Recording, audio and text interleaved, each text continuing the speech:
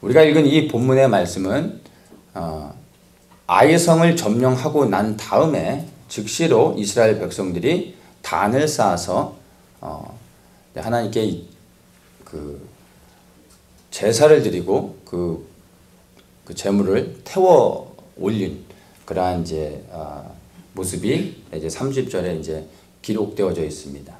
어떤 제사를 드렸냐 하면은 31절에 보면 번제와 화목제를 드렸다라고 얘기합니다. 화목제는 옵션입니다. 드릴 수도 있고 안 드릴 수도 있고 내가 자원하는 마음으로 감사함으로 드리는 겁니다. 우리가 이제 여기서 봐야 되는 게 이들이 이제 승리를 한 다음에 드린 이 제사는 번제인 겁니다. 번제. 우리가 이제 이걸 봐야 되는데 이 번제는 모든 제사 가운데 가장 기본이 되는 제사입니다. 그리고 다른 제사와 다르게 이 번제는 완전히 다 태워서 드리는 것이 번제입니다. 아무것도 남기지 않고 모든 것을 다 태웁니다. 어떤 대부분의 제사들은 일부를 태우고 또 일부는 제사장이 취하는데 이 번제는 하나도 남기지 않고 완전히 다 태워서 그 연기를, 향기를 하나님께 올려드리는 것입니다. 그 향기를 하나님께서 이제 받으시면서 기뻐하시고 영광을 받으시는 겁니다. 이 번제를 기본적으로는 우리가 흔히 이제 속죄에 대한 것으로 이해를 하면 되지만 또 이 번제는 하나님께 대한 희생을 드리는 그리고 헌신하는 걸로 우리가 이해를 하면 좋을 것 같습니다.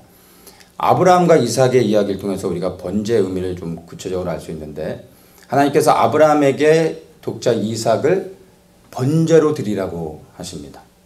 그래서 아브라함이 자기 사랑하는 이삭 독자를 모리아산에 데려가서 그를 하나님 앞에 번제로 드리려고 할 때 하나님께서 그의 마음의 중심을 보시고 이삭 대신에 그 옆에 준비해놨던 수양을 대신해서 번제로 드리게 합니다. 그냥 제사가 아니라 그때 이삭을 드렸던 것이 바로 번제인 것입니다. 그래서 이 번제는 완전히 다 태워드리는데 아브라함이 이삭을 드렸던 그 번제의 의미를 통해서 우리가 알 수 있는 것은 이 번제라는 것은 다 태워드릴 뿐만 아니라 곧 우리의 모든 것, 우리의 생명을 드리는 것이 번제라고 이해를 하면 됩니다.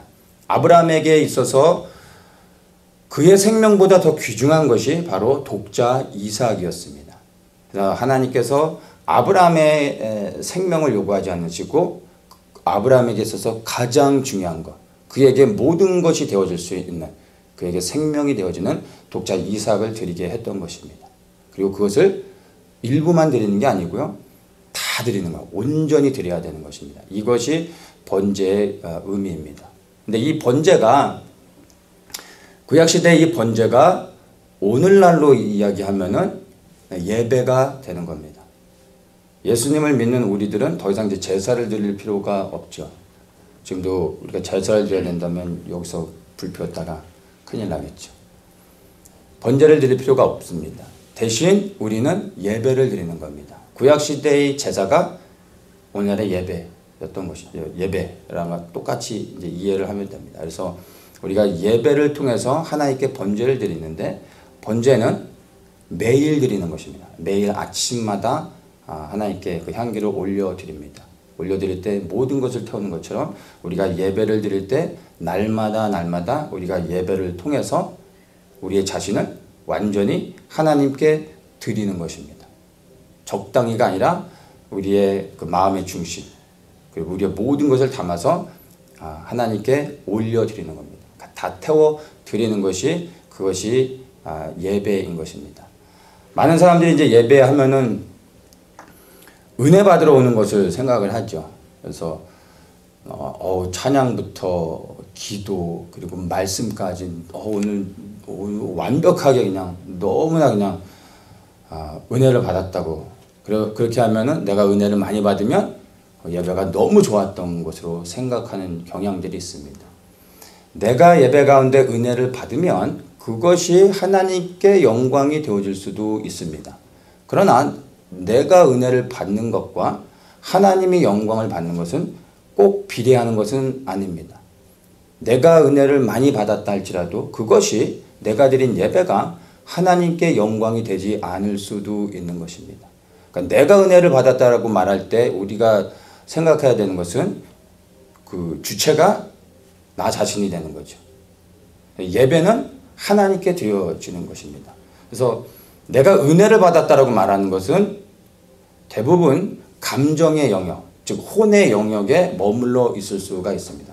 물론 우리가 혼의 영역, 그 감정의 영역을 통해 더 쉽게 그 영의 영역까지 들어가서 하나님께 예배를 드릴 수도 있지만 꼭 그런 것은 아닙니다. 근데 본질적으로는 혼의 영역을 넘어설 수 있어야 됩니다. 내가 예배 가운데 은혜가 안 될 수도 있어요. 찬양을 하는데 이건 내 스타일의 찬양이 오늘 아니네. 내가 부르고 싶은 찬양이 아니고 이 영어 찬양은 내가 안 하는 건데 하면서 시작하면은 예배 가운데 이제 은혜는 안 되겠죠. 근데 진정한 예배자들은 내 스타일이냐 아니냐와 상관이 없이 내가 좋아하는 찬양이냐 아니냐 아니면 그 메시지가 오늘 나한테 은혜가 됐냐 아니냐 이거는 상관이 없는 것입니다. 온전히 나의 모든 것이 누구에게 집중되어지는 겁니까? 하나님께 나의 그 영이 온전히 집중되어지는 겁니다. 그때 하나님께서 내 영을 받으시는 거죠. 그게 예배인 것입니다. 그래서 예배하는 자가 신령과 진정으로 해야 된다고 했는데 세번역에서는 그것을 영과 진리라고 말합니다. 또 정확하게 말하죠. In spirit and in truth. 그 혼이 끼어들 수 있는 영역이 전혀 없습니다. 그러니까 예배는 영으로 드리는 것입니다.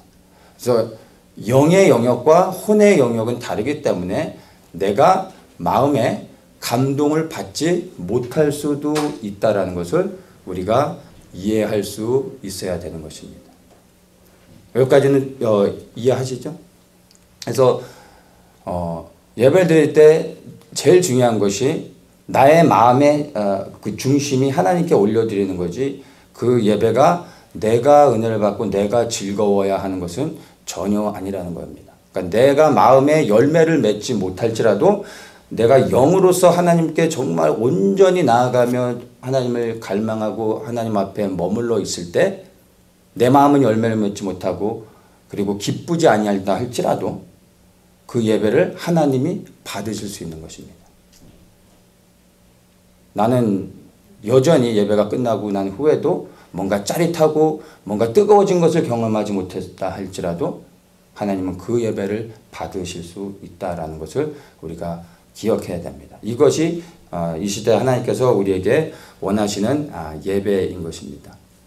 자, 그런데 이제 이 본문을 통해서 보면 이스라엘 백성들이 하나님 앞에 이제 예배를 드린 건데 이 예배를 언제 드렸냐 하면은 바로 첫 번째 전쟁에서 승리한 다음에 본격적으로 이제 번제를 통하여 제사를 통해 하나님께 예배하며 나아가고 있다라는 것입니다. 그러니까 아이성을 점령한 것은 두 번째 싸움이죠. 그런데 실제적으로는 첫 번째 싸움입니다. 그러니까 여리고 성은 하나님께서 일방적으로 이스라엘 백성들에게 승리하게 하신 거죠. 이스라엘 백성들이 한 것이라고는 나팔을 불고 성을 본 것밖에 없습니다. 하나님께도 무너뜨리셨고 그냥 접수한 거죠. 그래서 첫 번째 여리고 성의 전쟁은 이스라엘 백성들이 승리한 전쟁이 아니라 하나님께서 승리하신 전쟁이고 두 번째 아이성에서는 이들이 이제 목숨 걸고 싸워서 얻어야 되는 것이었습니다. 실제적으로 이스라엘 백성들이 이제 생명 걸고 하나님을 위하여 싸운 첫 번째 전쟁이 되는 것입니다. 그래서 여기에서 이 첫 번째 전쟁에서 첫 번째 승리를 하고 난 다음에 첫 번째 제사, 첫 예배를 하나님께 드렸다라는 것입니다. 여기서부터 예배가 이스라엘 백성들이 홍해를 건너 광야를 지나 그리고 요단을 건너 가나안에 들어와서 이제 예배가 시작되어졌습니다. 그 예배는 어떤 예배입니까? 승리한 것에 대한 감사의 예배를 드린 겁니다.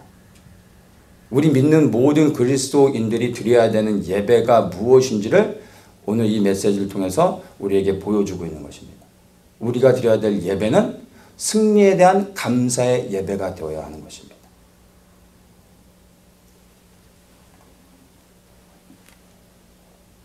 일상의 생활 가운데서 여러분들은 어떤 단어가 가장 친숙하고 또 삶 속에서 경험되어지는 겁니까? 하나님의 은혜, 보호하심과 인도하심, 축복, 기적, 승리. 여러분에게는 어떤 단어가 가장 친숙합니까? 그리고 가장 많이 여러분의 삶의 현장에서 경험되어졌고 여러분이 예배 가운데서 어떠한 단어들이 가장 많이 떠오릅니까? 우리 믿는 사람들이 이제 보통 간증들을 다 하죠.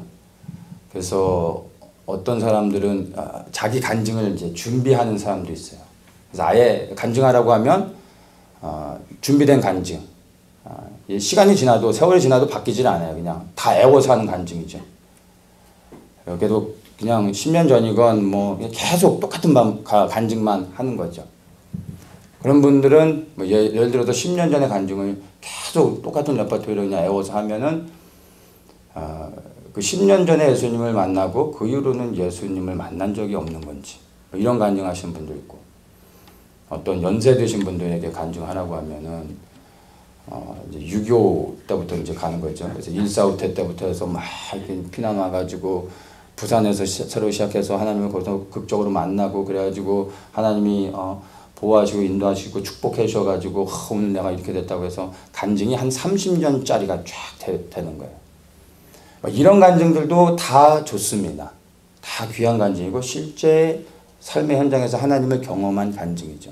그런데 우리가 삶 속에서 고백하고 드리고 또 나눠야 되는 간증은요. 생방송이어야 됩니다. 라이브여야 되는 겁니다. 그러니까 라이브라고 하는 것은 오늘의 이야기라기보다는 최근에 그래서 좀 식지 않은 뜨끈뜨끈한 1년 전은 뭐 이미 좀 식은 거잖아요. 뭐 최소한 뭐 한 6개월 전에 그래도 최근이라고 말할 수 있잖아. 그런 것들을 나눌 수 있어야 되는 것입니다. 그러니까 그러한 어떤 간증들이 홍해를 건너는 그래서 막 쫙 갈라지는 막 엄청난 그런 기적을 나눠야지만 그런 것이 간증이 아니라 내 삶 속에 아주 소소한 사람들이 볼 때는 그것을 들을 때는 뭐 저래 뭐 이럴 수 있어요. 그러나 나와 하나님만 아는 아주 별것도 아닌 사건이지만 나와 하나님만 아는 그래서 하나님께서 그 조그만 사건을 통해서 나를 얼마나 친밀하게 만나주시고 도와주시고 인도하시고 이런 것들을 고백할 수 있어야 돼요. 이게 삶 속에서 매일 경험되어야 됩니다. 우리는 이런 간증들이 우리의 삶 속에서 날마다 나와야 되는 것입니다. 애워서 하는 게 아니라. 그런데 그 내 삶 속에서 경험되어지는 하나님의 은혜와 사랑들을 나눠야 되는데 하나님의 은혜, 사랑, 그리고 축복, 보호하심 뭐 이런 것들을 많이 간증하지만 더욱더 우리가 해야 되는 간증이 뭐냐면 우리의 삶 속에서 경험되어지는 승리인 것입니다. 이 이스라엘 백성들은 첫 예배를 언제 드렸냐면 아이성을 점령한 다음에 첫 승리를 얻은 다음부터 예배가 시작되어졌다는 것입니다. 이들의 예배는 승리한 후에 하나님께 영광을 돌리는 그러한 것이 예배의 시작이 되어졌다는 것을 우리는 기억해야 됩니다. 그럼 우리 믿는 모든 그리스도인들도 동일하게 우리의 드려져야 되는 예배는요. 승리에 대한 감사의 예배가 되어야 한다는 것입니다. 오늘 여러분들이 예배를 드리러 오셨는데 예배를 보러 그리고 들으러 오신 분은 없을 거라 믿습니다.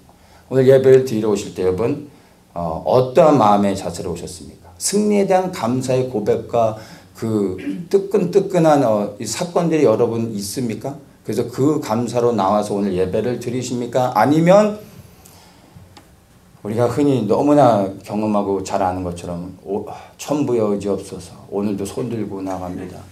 나를 받아주시옵소서. 실패하고 또 실패하고 넘어졌지만 주님 저를 받으시오. 이런 것으로 예배를 드리러 오십니까? 물론 그럼에도 불구하고 하나님께서는 그런 예배를 받으시고 우리를 회복시키십니다. 그러한 예배도 필요합니다. 그러나 이것이 매번에 드려지는 예배마다 반복되어진다면 정말로 하나님께서 우리 보고 저 뒤에 가서 손 들고 있으라고 하실 수 있다는 겁니다.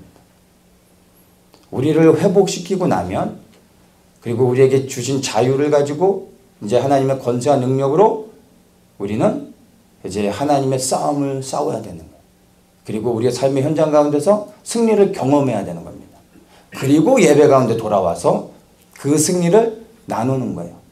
하나님이 내 삶의 현장 가운데 어떻게 나와 함께 하시며 내 삶 속에서 어떻게 이런 승리를 경험하게 하셨는지를 나누고, 그리고 예배 가운데 그것을 인하여 감사하고, 이런 것이 예배가 되는 것입니다.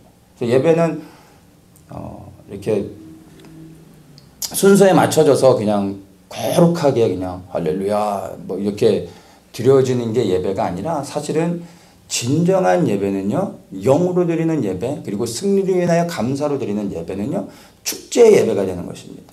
가만히 있을 수가 없는 거예요. 소리칠 수밖에 없고 기뻐할 수밖에 없는 것입니다. 오늘날의 예배의 형식이 사실은 우리로 하여금 하나님을 온전히 예배하지 못하도록, 하나님께 온전한 영광을 돌리지 못하도록 뭔가 이렇게 형식으로 우리를 막고 있는 것들이 사실 있습니다. 그래서 우리는 예배 가운데 순서가 없는 게, 뭐 순서가 있을 것도 없죠. 우리는 찬양하고 말씀 듣고 기도하는 게 다니까. 근데 이렇게 할 때 좀 더 성령께서 우리 안에서 역사하실 수 있고, 그리고 우리의 영이 정말 성령 안에서 자유하며 하나님을 진정으로 높이고 찬양할 수 있는 것입니다. 그래서 매일의 예배 가운데서 주일날에만, 그리고 오늘같이 이렇게 뭐 금요 예배 때만 나와서 예배를 드리는 게 아니라, 여러분 매일의 삶 속에서 하루의 시작에 예배를 드리셔야 되는 겁니다. 번제는 아침에 일어나 해가 뜰 때 번제를 드립니다. 예루살렘 성전이 세워지고 난 후로 번제는 끊이지 않습니다. 매일 아침마다 번제를 올려드립니다. 하나님께 예배하는 것이죠. 우리도 하루를 시작하며 첫 시간을 하나님께 올려드리는 겁니다. 매일의 삶 속에서 하나님께 드리는 예배가 있어야 되는데, 그 예배는 감사의 예배, 승리한 것에 대한 하나님을 향한 찬양의 예배가 매일의 삶 속에 있어야 된다는 것입니다. 저는 이제 이렇게 교제를 하다 보면 이렇게 나누고 그럴 때 옆에서 이제 나누는 분들의 그 간증들을 들으면 어떨 때는 막 짜증이 날 때가 있어요. 저하고 이제 대화를 나누면서 간증을 하시는데, 제가 이분의 다른 건 몰라도 신앙의 연수는 알잖아요. 예수님 언제부터 믿었는지. 예수님을 믿은 지 10년도 넘었는데 하는 간증이 그냥 주님께서 나한테 이거 해주셨고 또 저거 해주셨고 이런 문제가 있었는데 이것도 해결해 주셨고 또 이렇게 막혔었는데 이게 또 풀려지고 이런 거 뭔지 알죠? 근데 이걸 한마디로 얘기하면 뭔지 아세요? 먹고 사는 문제인 거예요. 먹고 사는 문제. 예수님을 믿은 지 10년도 넘었는데 간증이요 똑같아요. 이 패턴에서 벗어나지 않아요. 그냥 그 카테고리에서 그냥 머물러 있어요. 근데 어린아이가 엄마가 장난감을 사줬어요. 그러면 어린아이가 그 장난감 갖고 막 나가서 자랑하잖아요. 우리 엄마가 사줬다고 자랑하죠. 그걸 보는 엄마는 마음이 어때요? 뿌듯하죠. 막 자랑스럽죠. 근데 나이가 이제 한 40이 된 이제 아들이, 생각을 해보세요. 우리 다 부모니까 우리의 자녀들이 이제 나이가 40이 넘었는데 장난감을 가지고 나가가지고 사람들한테 이거 우리 엄마가 사줬다고 막 자랑하고 그러면 여러분 뿌듯하시겠습니까? 망신이죠, 망신. 고개를 들 수가 없죠. 신앙의 연륜에 따라서 우리가 나누는 간증들이 하나님께 영광이 될 수 있습니다. 그러나 하나님께 영광이 되지 않는 간증들도 있는 겁니다. 제가 볼 때 여기 계신 분들은 대부분이 모태신앙이거나 제가 보니까 대충 뭐 한 30년 이상은 다 믿으신 분들인데, 여러분 하나님이 이거 해주셨고 저거 해주셨고 이거 열어주셨고 이런 거는 하지 마세요. 하나님께 조금도 영광이 안 됩니다. 이런 것을 무시한다는 게 아닙니다. 저의 삶의 현장에서도 저는 이러한 거를 간증한다면 많아요. 매일의 삶 속에서 이러한 간증이 없으면 제가 살 수가 없어요. 이런 것들이 여전히 제 삶 속에 있습니다. 근데 이거는 더 이상 제게는 간증이 아니에요. 간증이 될 수가 없어요. 동일하게 여러분에게도 먹고 사는 세상에 그 믿지 않는 사람들이 머물러 있는 그 범주 안에서 하나님께 감사하는 단계가 아니라 믿음의 단계가 거기가 아니잖아요. 우리가 그리스도께서 원하시는 믿음의 장성한 분량까지 자라가야 되잖아요.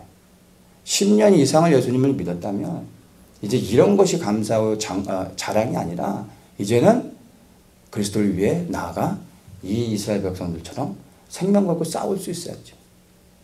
그리고 내가 목숨 걸고 주님을 위해 이렇게 했더니 하나님이 이런 승리를 우리에게 경험하게 해주셨다. 이런 것이 정말 하나님을 기쁘시게 하는 간증이 되는 것입니다. 이런 간증이 우리 모든 성도님들에게 매일의 삶 속에서 넘치기를 예수님의 이름으로 축복합니다.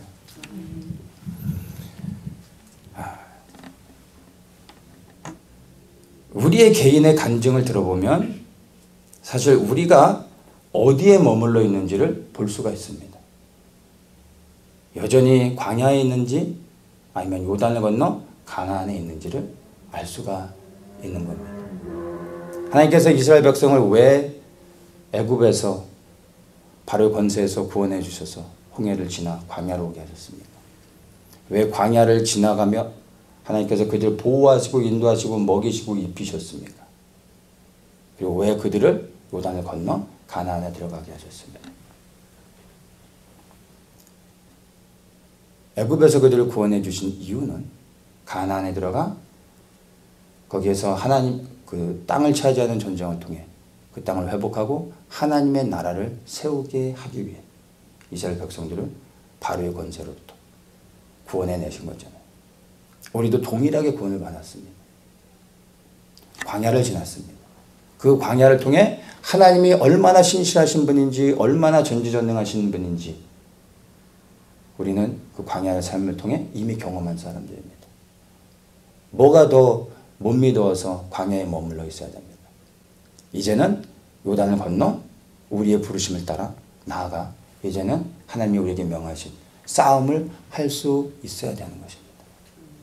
홍해를 건너는 건 그래서 광야로 들어가는 건 우리에게서 구원입니다. 그러나 요단을 건너는 건 사명입니다. 구원의 자리에 머물러 있으면 안 됩니다. 부르심에까지 나아가야 됩니다.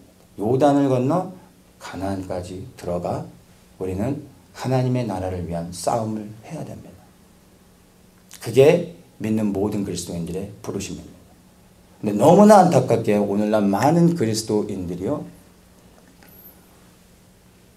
광야 가운데 머물러 있어요. 너무나 많은 그리스도인들이 예수님을 믿은 지 정말 오래되고 모태신앙이라고 하는 사람들조차도 요단을 건너 가나안에 들어가 싸우는 전쟁을 하지 않고 광야에 머물러 있기를 좋아합니다.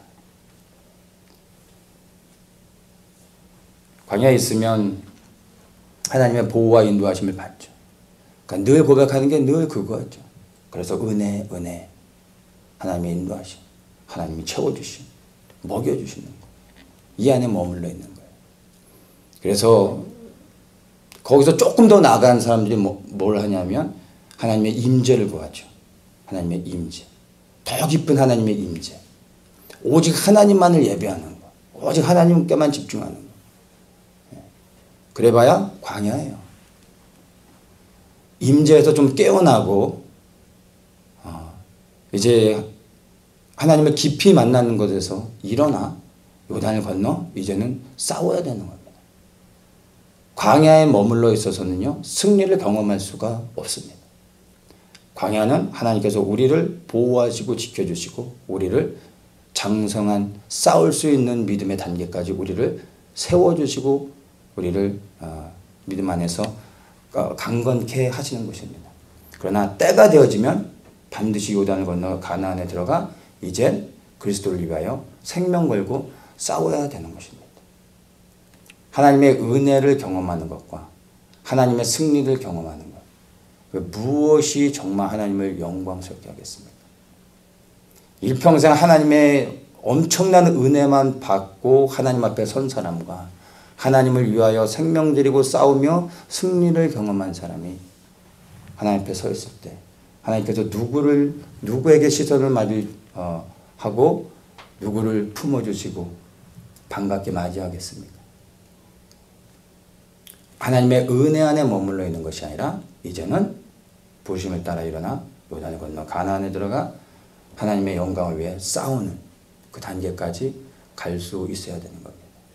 광야에서는 절대 승리를 경험할 수 없습니다. 광야에서 하나님을 못 만난 사람이 어디 있겠어요?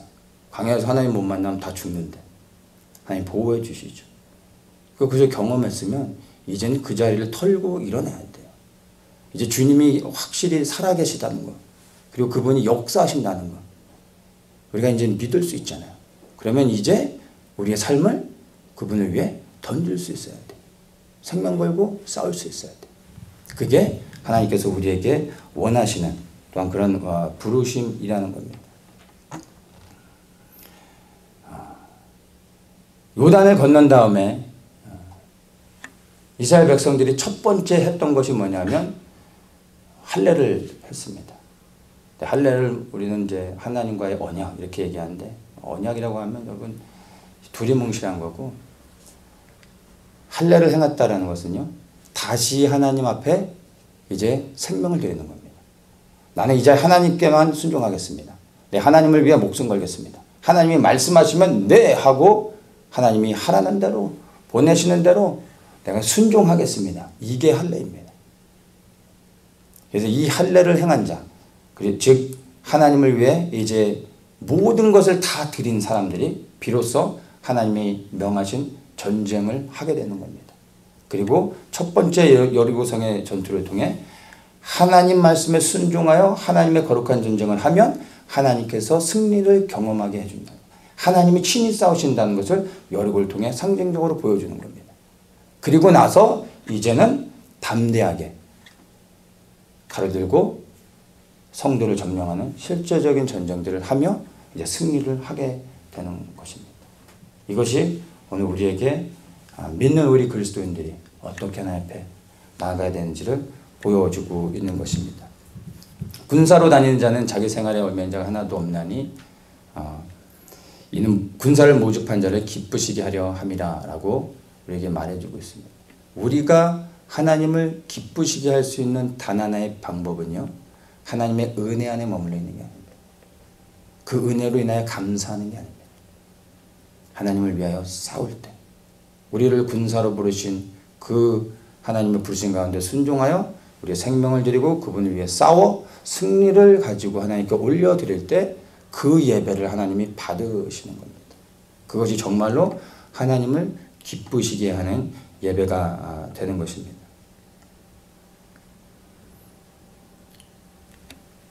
나의 매일의 삶 속에서 나는 정말로 나의 왕 되신 예수 그리스도를 위하여 싸우고 있는가? 그리고 그러한 승리들이 내 손에 주어져 있는가? 그 승리로 인하여 하나님 앞에 나아가며 감사를 드리고 있는가? 그분께 그 승리로 인하여 영광을 올려드리고 있는가? 우리는 고민해 봐야 됩니다.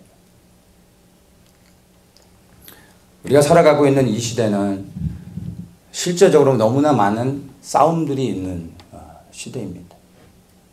무엇보다도 우리의 믿음을 지키는 싸움들을 해야 됩니다.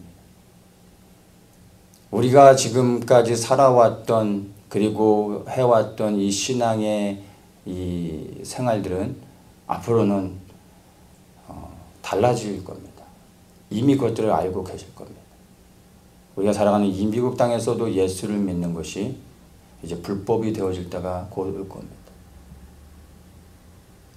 법적으로 뭐 불법이 아니다 할지라도 이미 복음을 변질시키고 예수를 믿는 것이 예수를 믿는 사람들을 조롱하고 부끄럽게 하고 그리고 많은 사람들이 공격하고 있음을 우리는 알고 있습니다. 그 어느 때보다 이제 우리는 믿음을 지키는 싸움을 해야 됩니다. 수많은 사람들이 예수 그리스도께 돌을 던지는 그 현장에서 우리는 여전히 정말로 일어나 그리스도 옆에 가서 그리스도와 함께 돌을 맞을 수 있는 각오가 되어야 되는지, 이 믿음을 지키는 것은 결코 쉬운 게 아닙니다. 그러나 지금 우리에게 이러한 일이 일어나지 않는다 할지라도, 아니 아직 일어나지 않고 있기 때문에 우리는 이것에 대해서 기도하며 우리의 믿음을 지키는 이 싸움을 우리는 각오하고 준비되어져야 됩니다. 이 싸움이 결코 쉽지 않습니다. 그러나 앞으로는 더욱더 어려워질 것입니다. 그래서 끝까지 배교하지 않고 우리 생명을 하나님께 드리더라도 믿음을 포기하는 일을 해서는 안 되겠죠. 그래서 매일의 삶 속에서 우리의 예배가 중요한 겁니다. 그 예배를 통해 나 자신을 온전히 하나님께 아낌없이 내 생명을 예배를 통해 드리는 거지. 매일의 삶 속에서 이 예배가 되어질 때 우리 믿음의 현장, 믿음의 도전에서 우리가 그리스도를 붙잡을 수 있는 것입니다. 또한 이 믿음을 지키는 싸움에서 우리가 승리한다 할지라도요, 더 큰 전쟁들, 그런 싸움들이 있습니다. 그것이 바로 거룩함을 지켜내는 전쟁입니다. 오늘날 이 마지막 시대 사단이 가장 강력하게 사용하는 이 계략이 바로 거룩함을 더럽히는 겁니다. 우리로 하여금 음란하게 만드는 겁니다. 이것은 있는 그대로 성적인 음란함을 말합니다. 이 성적인 음란함은 우상 숭배와 바로 연결됩니다. 근데 너무나 많은 사람들이 사실은 이 음란함 가운데 무너져 있습니다. 근데 이 육체적인 음란함뿐만 아니라 예수 그리스도가 나의 전부가 되지 않는 것, 예수 그리스도가 나의 가장 우선순위가 되지 않는 것, 이것이 다 음란함입니다. 이것이 곧 우상 숭배입니다. 신상을 만들어 놓고 절해야지만 우상 숭배가 아니라 예수 그리스도가 아닌 그 어떤 것이 나의 삶의 가장 높은 자리에 올라가 있으며, 그것이 우리의 자녀들이라 할지라도, 그것이 주님을 섬기는 어떤 사역이라 할지라도 예수 그리스도보다 더 높아진 것이 있다면 그것은 음란을 행하는 겁니다. 이것은 정말로 실제적으로 믿음을 지키는 싸움보다 더 어려운 겁니다.